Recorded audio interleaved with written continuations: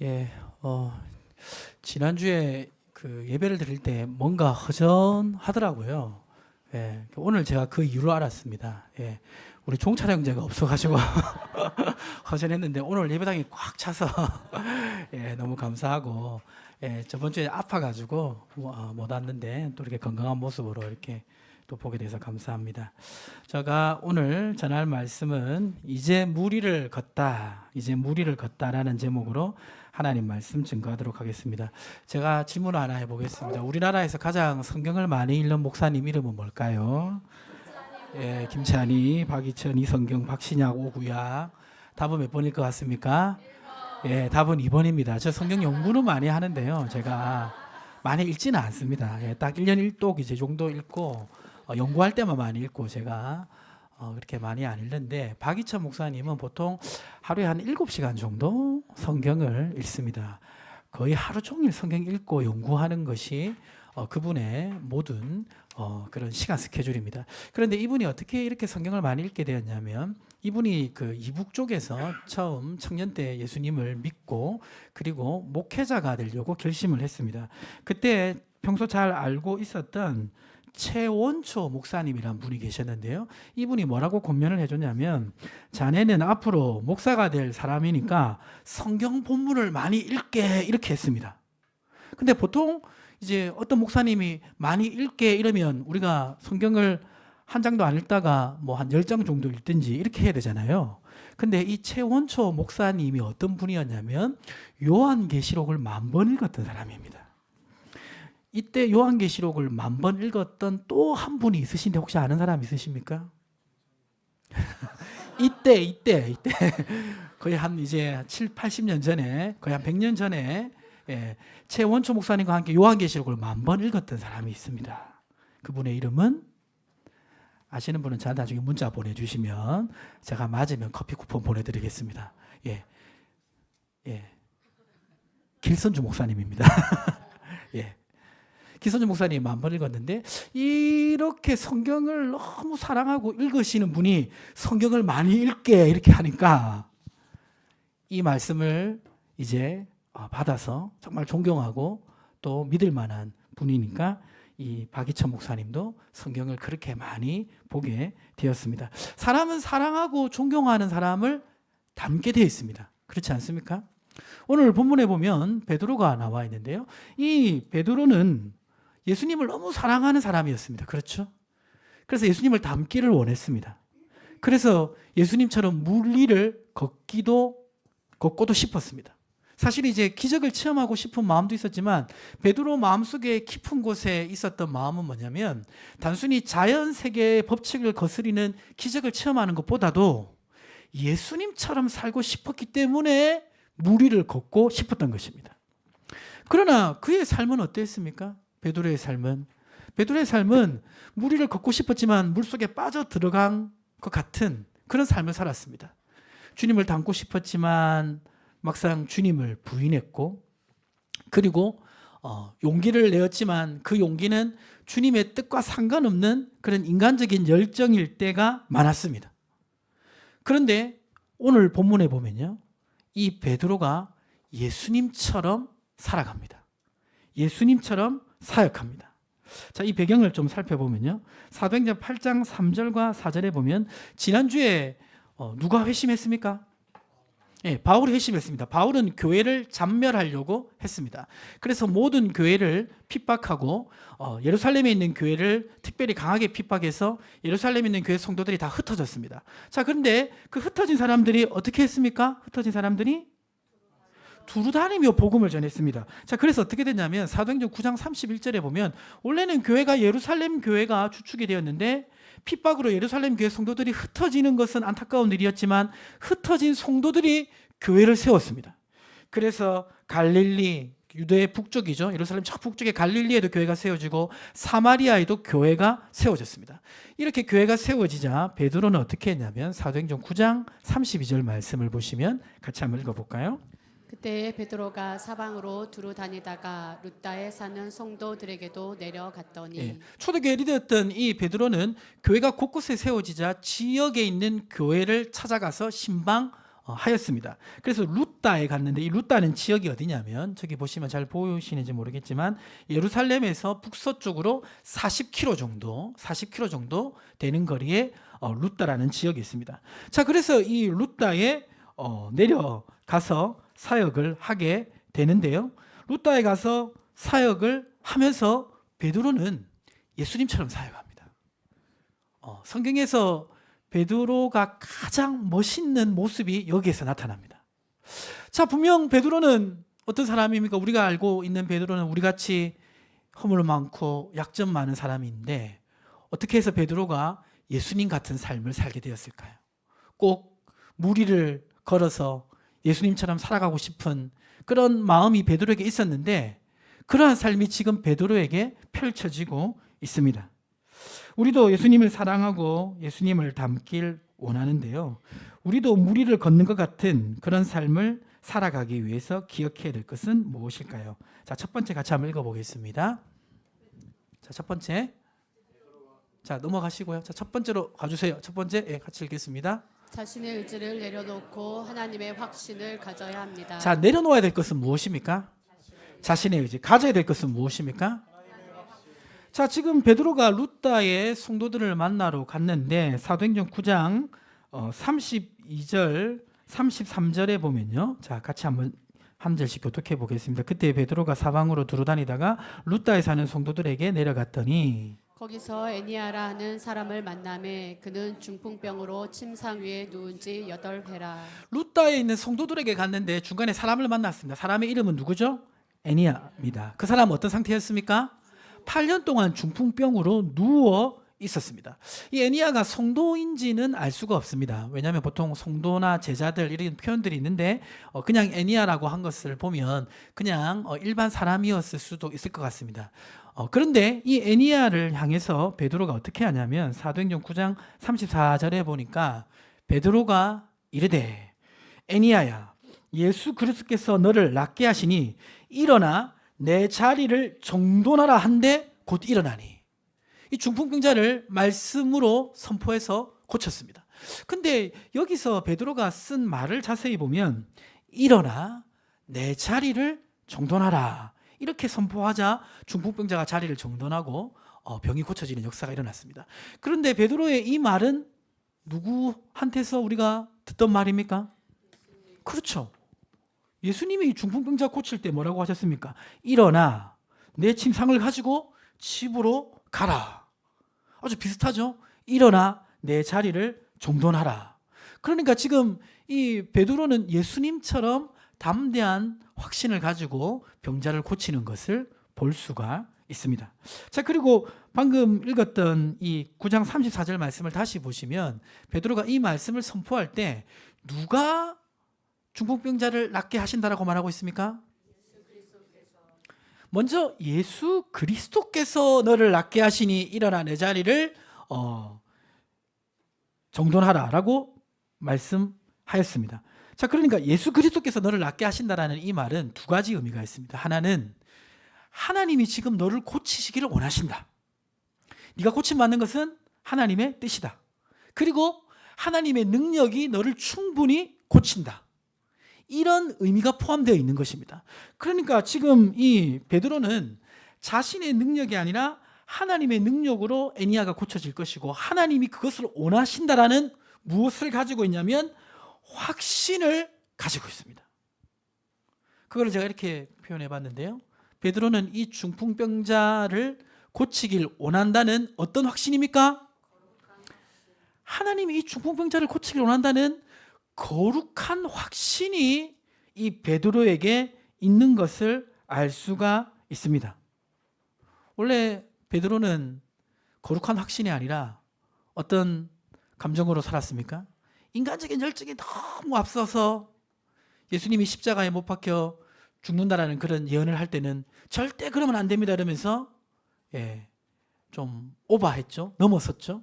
하나님의 말씀을 넘어서고 그리고 막상 예수님을 주라 고백하고 자신의 스승이라고 말해야 될 그 자리에서는 예수님을 부인하는 그런 비겁한 모습을 보였습니다.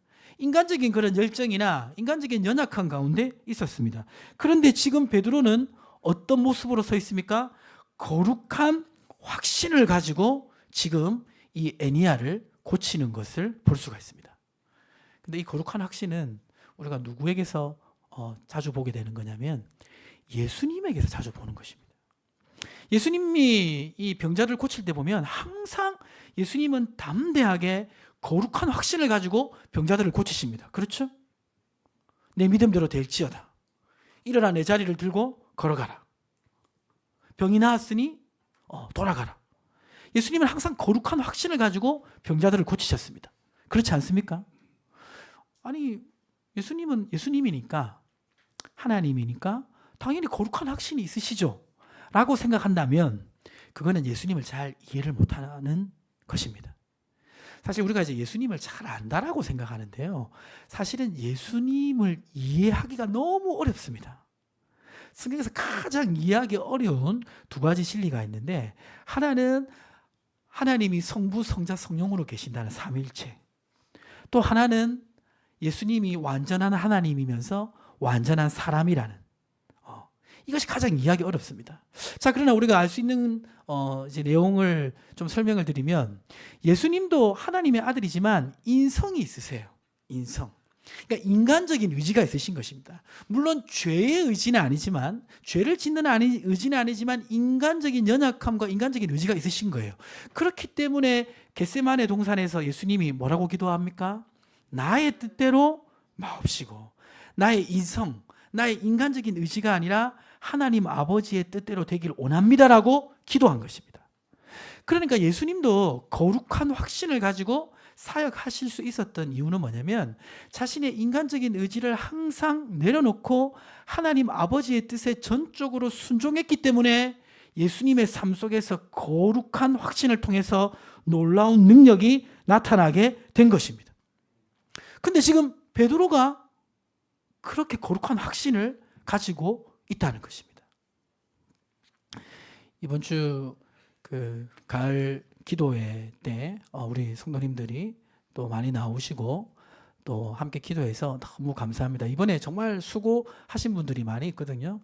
특별히 이제 보이지 않는 저 방송실에서 갇혀가지고 그렇게 우리 청년들이 열심히 섬겼고, 또 찬양으로도 또 섬겨주셨고, 또 우리 권사회가 또 식사로 또 섬겨주셨고, 여러모로 잘 섬겨주셔서 너무 감사합니다. 우리 수고하신 분들에 박수 한번 하시겠습니다.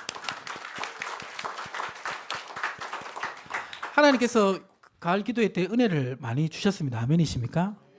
예, 그래서 내년에도 하려고 생각하고 있습니다. 예. 자, 그런데 그 가을 기도회 마지막 날에 우리 청년들이 특송을 했지 않습니까? 그렇죠? 그 특송의 노래 가사를 보면 이런 가사가 있었습니다. 주님보다 앞서지 않고 갑자기 헷갈리는데, 겸손히 주님의 말씀 기다리니, 이런 가사 있었죠? 맞습니까? 예. 제가 이 가사를 들으면서 생각난 구호가 있습니다. 그 구호가 뭐냐면 바로 이겁니다.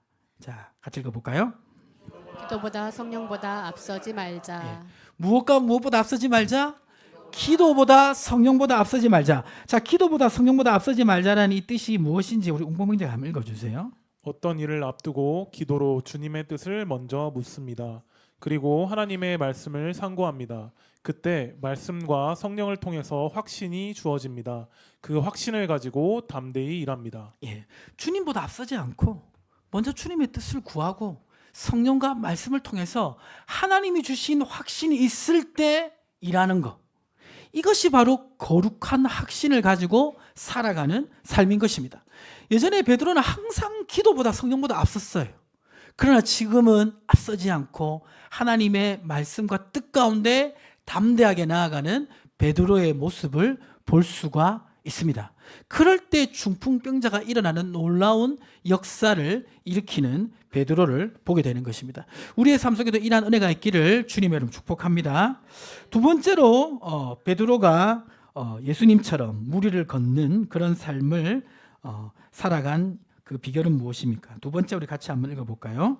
겸손하고 간절하게 하나님의 능력을 구해야 합니다. 우리 옆에 계신 분에게 이렇게 외치겠습니다. 겸손하고 간절하게 하나님의 능력을 구해야 합니다. 외치겠습니다. 중풍병자 애니야가 고쳐졌습니다. 그러자 소문이 퍼졌는데 그 소문이 어디까지 퍼졌냐면 사도행전 9장 35절에 보면 룻다와 사론에 사는 사람들이 다 그를 보고 죽게 돌아오니라. 룻다와 주변 지역에 있는 사람들이 이 애니야 중풍병자가 일어나는 이 놀라운 역사를 듣고 예수님께 돌아왔습니다. 자, 그런데 이 룻다에서 한 16km 정도 떨어진 요빠라는 해안가 지역이 있었는데 그 지역에 어떤 사건이 있었습니다. 사도행전 9장 36절을 우리 김유진 집사님 한번 읽어주세요.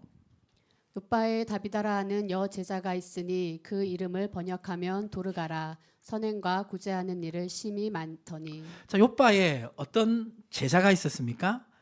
다비다. 제자라는 것은 예수님을 믿을 뿐만 아니라 예수님을 따르는 사람이죠.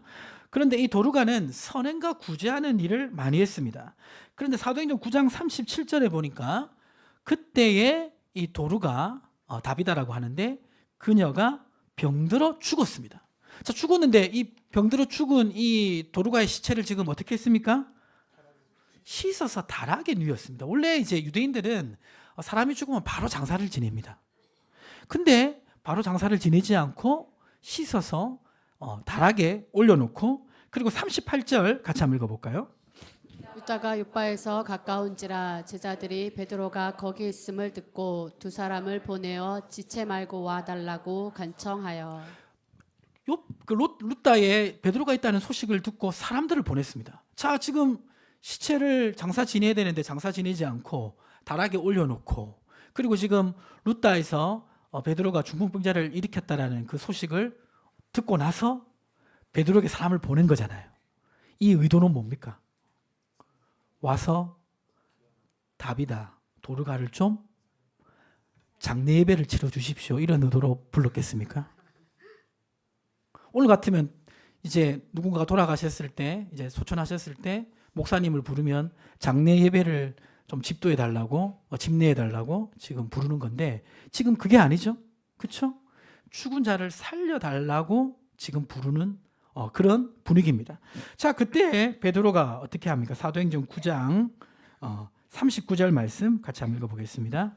베드로가 일어나 그들과 함께 가서 이르매 그들이 데리고 다락방에 올라가니 모든 과부가 베드로 곁에 서서 울며 도르가가 그들과 함께 있을 때 지은 속옷과 겉옷을 다 내보이거늘. 베드로 가보니까 정말 싸늘한 시체가 누워져 있고 그리고 그 도르가가 평소에 이 가부들을 위해서 옷을 많이 지어줬는데 그 옷을 받았던 많은 가부들이 눈물을 흘리고 있습니다. 이때 베드로는 무슨 생각을 했을까요?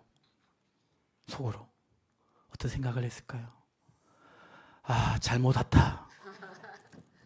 병든 자를 고치는 거하고 죽은 자를 살리는 거하고는 급이 다른 문제지 않습니까? 그렇죠? 아니 지금 사람이 죽었으면 천국 갔는데 천국 가면 기뻐할 일이지 왜 이렇게 울고 이렇게 하냐고 막 꾸짖을 수도 있고 그렇죠? 그리고 나 지금 너무 바쁘니까 이거는 그냥 장례를 잘 치르고 갈 수도 있는 그런 상황입니다. 아마 굉장히 당황스러운 상황이었을 것입니다. 자, 그런데 베드로는 어떻게 하냐면 사도행전 9장 40절 말씀에 보면 베드로가 사람을 다 내보내고 무릎을 꿇고 기도하고 돌이켜 시체를 향하여 이르되 다비다야 일어나라 하니 그가 눈을 떠 베드로를 보고 일어나 앉는지라. 자, 여기 보면 베드로가 죽은 자를 일으켜 살리는 장면이 기록되어 있습니다. 자, 근데 죽은 자를 일으켜 살릴 때 지금 뭐라고 외칩니까?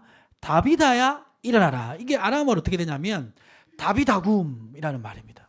자, 근데 다비다굼 하니까 생각나는 단어가 있습니다. 뭐죠? 그렇죠. 달리다굼. 달리다굼은 언제 누가 누구를 살릴 때 썼던 말입니까? 예수님이 회당장 야이로의 딸을 살릴 때 달리다굼이라고 했습니다. 달리다굼은 소녀야, 아이야, 일어나라.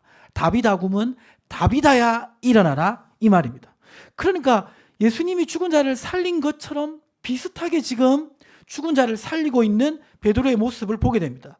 그리고 예수님도 그 야이로의 딸을 살릴 때 많은 사람들을 물리치고 3명의 수제자만 데리고 그 사역을 하였습니다. 지금 베드로도 사람들을 다 내보내는 것을 보게 됩니다.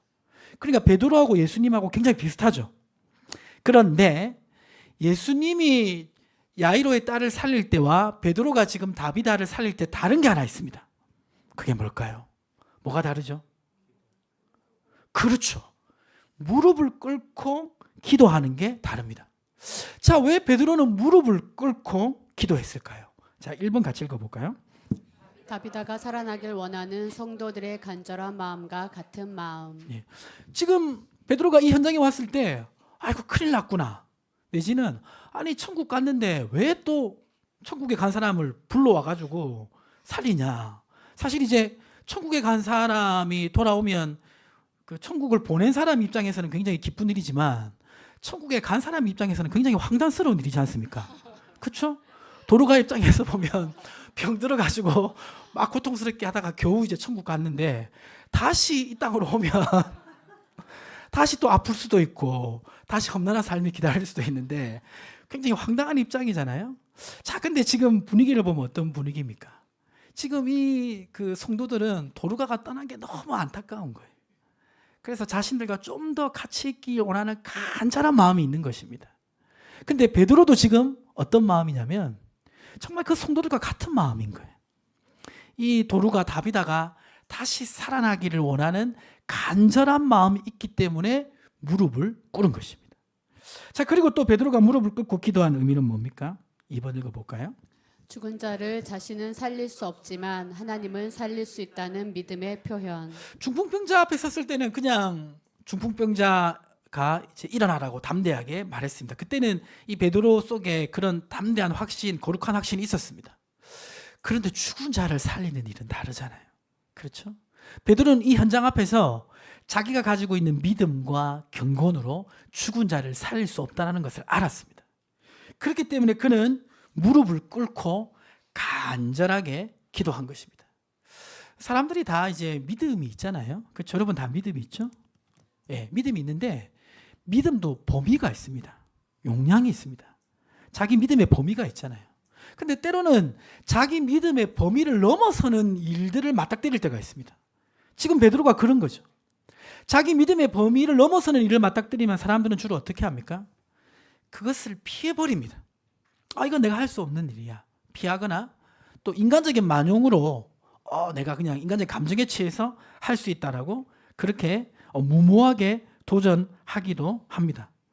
그런데 지금 베드로는 인간적인 그런 만용이나 그리고 인간적인 회피가 아니라 정말 간절하게 그리고 겸손하게 하나님의 도움을 구하는 것을 볼 수가 있습니다. 그렇게 하나님의 도움을 구할 때 베드로 가운데 하나님께서 이 다비다를 살릴 거라는 확신이 들었습니다. 그래서 베드로가 다비다야 일어나라고 선포한 것입니다. 선포는 그냥 되는 게 아니라 확신이 있을 때 선포할 수 있는 것입니다. 자, 그래서 어떻게 되었습니까? 사도행전 9장 42절 말씀 같이 한번 읽어볼까요? 온 요파 사람이 알고 많은 사람이 주를 믿더라. 죽은 자가 살아나는 기적. 예수님 시대 이후 처음으로 죽은 자가 살아나는 기적이 일어났습니다. 그 기적을 보고 요바에 있는 많은 사람들이 주님께 돌아오는 역사가 일어나게 된 것입니다. 베드로는 예수님 이후 처음으로 죽은 자를 살리는 하나님의 놀라운 역사에 쓰임받는 도구가 되었습니다. 자, 그런데 이 베드로가 기도하는 모습을 보면 생각나는 사람이 또 있습니다. 그 사람이 누구냐면 열왕기상 18장 42절과 43절에 나와 있는데요. 한 절씩 교독하면 아합이 먹고 마시러 올라가니라 엘리야가 갈멜산 꼭대기로 올라가서 땅에 꿇어 엎드려 그의 얼굴을 무릎 사이에 놓고 그의 사환에게 이르되 올라가 바다 쪽을 바라보라. 그가 올라가 바라보고 말하되 아무것도 없나이다. 이르되 7번까지 다시 가라. 그는 누구냐면 바로 이스라엘에서 비가 3년 6개월 동안 오지 않았을 때 비가 다시 오기를 간절히 기도했던 엘리야입니다. 그도 무릎 사이에 머리를 넣고 정말 겸손하게 그리고 간절하게 7번 동안 비가 오기를 기도했습니다. 그래서 3년 6개월 동안 오지 않았던 가뭄을 끝내고 하늘에서 비가 내리는 역사가 일어났습니다. 자, 근데요, 야고보서에 보면요, 이 엘리야에 대해서 이렇게 말합니다. 우리 문명자 한번 읽어주실까요? 엘리야는 우리와 성정이 같은 사람이로되 그가 비가 오지 않기를 간절히 기도한즉 3년 6개월 동안 땅에 비가 오지 아니하고. 자, 지금 무슨 얘기를 하고 싶은 겁니까? 엘리야, 3년 6개월 동안 하늘에서 비가 오지 않았을 때 비를 내린 그 엘리야와 우리와 어떤 사람이다? 같은 사람이다. 비슷한 사람이다. 생각해 보면요, 베드로도 우리와 비슷한 사람이잖아요. 그렇죠? 베드로도 인간적인 감정이 많고 실수 많이 하고 무리를 걷다가 빠지고 예수님 부인하고, 베드로도 인간적인 약점이 굉장히 많은 사람이지만 하나님께서 그를 예수님처럼 사용하고 있는 것을 보게 됩니다. 자신의 능력을 넘어서는 일을 만났을 때 피하거나 그리고 만용을 부리지 않고 겸손하고 간절하게 구할 때 하나님의 역사에 쓰임받는 도구가 되는 것입니다. 우리 역시 어떤 일을 만나든지 겸손하고 간절하게 하나님 앞에 구할 때 하나님께서 우리를 사용하실 줄 믿습니다. 마지막으로 무리를 걷는 것 같은 예수님 같은 삶을 살아가는 베드로를 보면서 우리가 알 수 있는 것은 무엇입니까? 세 번째 같이 한번 읽어보겠습니다.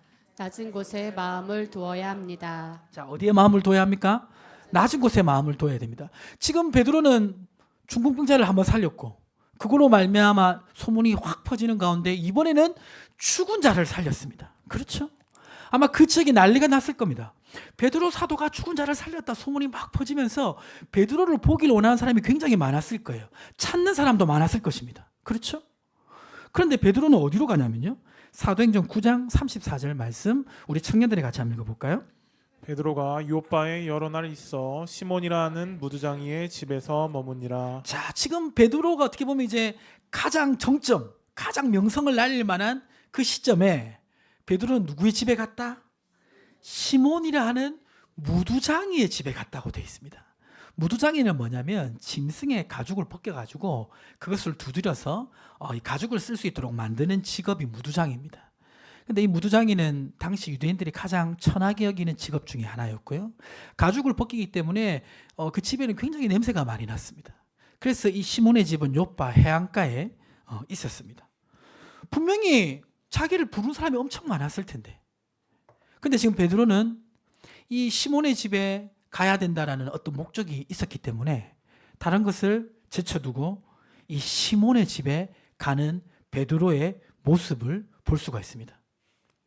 보통 이렇게 지금 명성을 막 날리면 막 유명한 사람들이 찾기도 하고 그리고 부르기도 할 텐데, 그게 아니라 하나님이 인도하시는 그 뜻을 따라서 어떤 다른 거 상관하지 않고 시몬이라는 집으로 가는, 시몬이라는 사람이 집으로 가는 베드로의 모습을 보면서 우리는 누가 생각나냐면 예수님이 생각납니다. 마태복음 16장 6절 보시면요, 예수님께서 나사로를 일으키고 나서 어디로 갔습니까? 베나디에 있는 문둥병자 시몬의 집에 가셨어요. 근데 그 문둥병자가 그때 당시 어떤 상황이냐면, 문둥병자 지나가면 사람들이 막 부정하다 외치고 막 돌을 던지고 사람들 곁에 못 오는 사람이 문둥병자입니다. 근데 예수님은 죽은 나사로를 살린 그 놀라운 역사를 일으키고 나서 가장 어떻게 보면 낮은, 세상적으로 보면 낮다고 할 수 있는 문둥병자 시몬의 집에서 쉬고 계신 예수님을 보게 됩니다. 그러니까 지금 베드로가 누구를 닮은 것입니까? 예수님을 닮은 것이죠. 저는 개인적으로 성경에서 베드로가 가장 멋지게 보이는 장면이 이 장면인 것 같습니다. 베드로가 예수님을 닮으니까요, 정말 겸손하고 그리고 연약한 사람을 사랑하는 그런 사람으로 바뀐 것을 볼 수가 있습니다. 로마서 12장 16절에 이렇게 말씀하고 있습니다. 우리 같이 한번 읽어볼까요? 서로 마음을 같이하며 높은 데 마음을 두지 말고 도리어 낮은 데 처하며 스스로 지혜 있는 채 하지 말라. 베드로전서 5장 5절과 6절에 이렇게 말하고 있습니다. 한 절씩 교독하면, 젊은 자들아 이와 같이 장로들에게 순종하고 다 겸손으로 허리를 동이라. 하나님은 교만한 자를 대적하시되 겸손한 자들에게 은혜를 주시느니라. 그러므로 하나님의 능하신 손 아래에서 겸손하라. 때가 되면 너희를 높이시리라. 자, 어떤 자들에게 은혜를 주신다?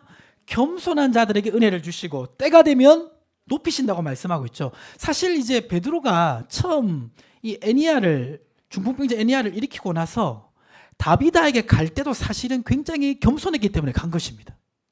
왜냐하면 애니야를 일으키고 나서 다른 데 갈 때도 많았을 텐데 요바에 있는 다비다라는 사람은 사실은 그냥 아주 평범한 사람이잖아요. 그렇죠? 그냥 평범한 여자 그리스도인이고 그리고 구제하는 일을 했었던 사람이잖아요. 사실 베드로 같이 지금 그 초대교회 전체를 돌아보는 리더의 입장에서 본다면 어차피 천국 갔고, 그렇죠? 자기가 굳이 안 가도 사실은 되는 상황이지 않습니까? 그렇지만 이 베드로는 높은 데 마음을 두지 않고 낮은 데 마음을 두니까 다비다를 살리기를 원해서 온 사람들의 얘기를 듣고 마음이 동했던 것입니다. 그래서 그 거리가 16km가 되거든요. 그 16km는 이제 루다에서 요바까지 16km인데 16km는 걸어서 한 4시간, 5시간을 곧장 가야 되는 거리입니다. 베드로가 바로 쉬지 않고 거기를 간 것을 볼 때 베드로 마음속에 낮은 곳에 함께 하시는 그 예수님을 닮은 모습을 볼 수가 있는 것입니다. 말씀을 마무리하도록 하겠습니다. 지금 오늘 이 장면을 보면요. 베드로는 완전히 변했어요. 베드로는 예수님처럼 사역합니다. 베드로는 예수님처럼 살아갑니다. 사실 베드로가 무리를 걷고 싶었던 것은 처음 말씀드렸던 것처럼 단순히 자연 세계의 그 법칙을 거스리는 그 짜릿함을 느껴보고 싶었기도 하겠지만 더 큰 것은 예수님처럼 살아가고 싶었기 때문입니다. 성경에 보면 이후에 베드로가 무리를 걸었다는 내용은 나오지 않습니다. 그러나 베드로는 무리를 걸은 예수님처럼 살아가고 있는 것을 보게 됩니다. 베드로가 이러한 삶을 살 수 있었던 이유는 무엇입니까? 첫 번째, 자신의 의지를 내려놓고 누구의 확신을 가졌습니까? 하나님의 확신을 가졌습니다. 여러분도 하나님의 확신을 가지시기를 주님의 축복합니다. 기도보다 성령보다 앞서지 말고 주님과 함께 동행하시기를 바랍니다. 두 번째 무엇이